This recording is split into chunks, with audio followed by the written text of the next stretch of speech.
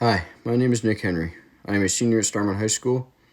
After high school, I plan to use the knowledge I learned at NICC to pursue a degree in the marine biology. Hello, my name is Mario Hernandez. I'm from Austin, currently living in Postville. I'm going to NICC for automotive technology. My name is Lily Cosman, and I am attending NICC to finish my AA program. I completed high school last year, and I will be transferring in the fall to Upper Iowa to complete the financial management degree there, and I will be in school online so I can work full time. My name is Nate Keenan. I'm a junior at Walk-On High School, and I'm currently taking NICC classes through the high school. Today, for environmental science class, we are going to be talking about how Iowa uses its energy and how it gets renewable energy. Iowa's primary energy source is wind power, with 57% of the energy being generated from wind in Iowa. Coming in second is coal, with 23% of the energy being generated in Iowa from coal. And third is natural gas, with 11% of the energy being generated in Iowa from coal. Iowa does not make their own natural gas. Iowa gets its natural gas from the pipeline. The gas comes from Canada, Texas, and Oklahoma. There are other energy sources that Iowa uses, but we do not use as many of those. Some of those resources are hydro, petroleum, and solar power. Iowa currently has 9 utility-owned power plants, coal power plants. I expect this number to keep lowering as Iowa has many renewable resources to offer. Iowa has many renewable resources to offer like wind, solar, and biomass. Wind is the most available resource in Iowa because it is flat. There are many wind farms in the state of Iowa, like this map shows. This map right here shows all the wind farms in Iowa. As you can see, the blue and the red are the wind farms.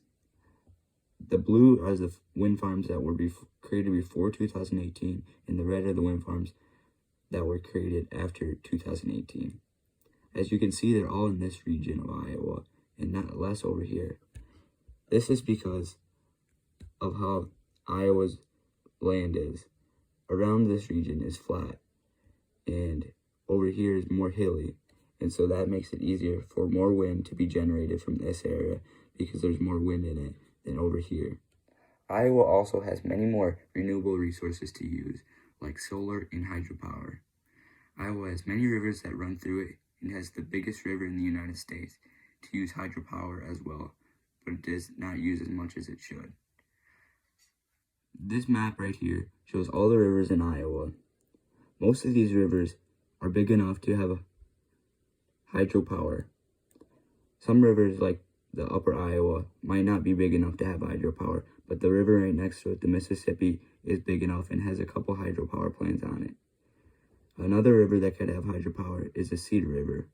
The Cedar River is a big river that runs through Iowa, and so is the Des Moines River. Another river is the Missouri River that runs right next to Iowa. This could also be a use for hydropower. Iowa does a good job utilizing their renewable resources available, but I think they could use a better job utilizing their resources like solar and wind. As previously stated by other members of my group, all renewable energy sources, with the exception of wind power, is underutilized in Iowa. I believe hydropower is the most underutilized source of energy in all of Iowa. For those of you that don't know, hydropower is the use of falling or fast-running water to produce electricity or to power machines. Iowa is home to tons of rivers and streams, such as the Mississippi. We should be utilizing these rivers and streams to create hydropower. Hydropower is a renewable resource that does not emit harmful greenhouse gases and does not contribute to climate change.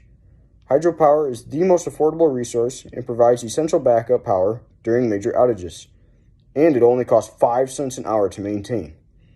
Hydropower can help control floods, which have proved a problem in Iowa years past, such as the year 2008. Hydropower should be considered necessary in the state of Iowa. Underutilizing such a resource could prove devastating in years to come. Iowa's renewable energy is almost exclusively created by wind. Nearly 53% of Iowa's energy comes from renewable resources, with the majority of this coming from wind alone, just about 51%.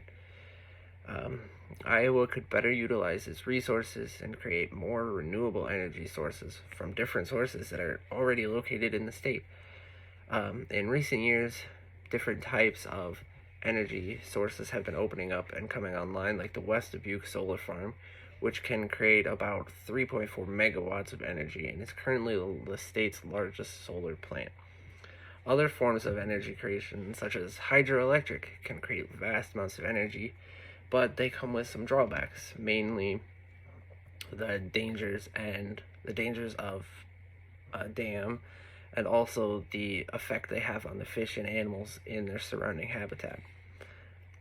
Geothermal is a very clean and efficient source of energy, but it also has the same drawbacks as a dam in that it's relatively disturbing to the environment around it while it's being installed. Afterwards, it's not as bad because it can, it's more contained.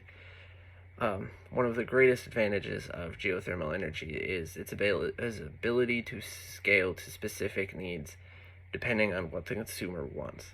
So if an individual household would like to get geothermal energy, it can be scaled to one house. Otherwise, entire cities, college campuses can use geothermal energies to do whatever they may need, whatever needs they have, geothermal energy can fulfill. In my opinion, natural energy power is all underutilized. We can run out of fossil fuels, however, we cannot run out of natural resources such as wind. Wind power is a great way for places where wind is constant. This energy can cover long distances to homes and buildings. Solar power is a big energy source that is underutilized. Solar power is underutilized for what it can provide for us. Although it is becoming more popular today, we should be using solar power on buildings such as homes, hospitals, schools, and businesses. Hydrogen, wave, and tidal power is another great use. In this state, there are many rivers. This could be powering homes, cars, and industrial machines. Geothermal is a very underutilized power. This is a natural renewable resource because of the heat that is generated. Another big plus is most of these are inexpensive. Power has a lot of mineral used to create solar panels that are non-renewable. They are expensive and do not last very long. Using rivers cuts off a natural flow of the downstream, which can have a major impact on the people and environment. Nuclear power has a lot of benefits, but at the same time, people do not trust it because it is so dangerous. Wind power has a big downside with the soil in the area. It gets destroyed and disturbs it. Once it gets taken down, it is impacted for a long time before the soil can recover.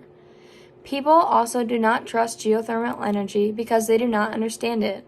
A lot of these people do not understand most of these energies, so they're not going to trust it and use it. We could utilize Iowa's major rivers and streams using locks and dams to create energy. This is created when they allow the water through. They spin turbines to create power. In my opinion, we should also utilize areas that are not being used for farming to create wind energy.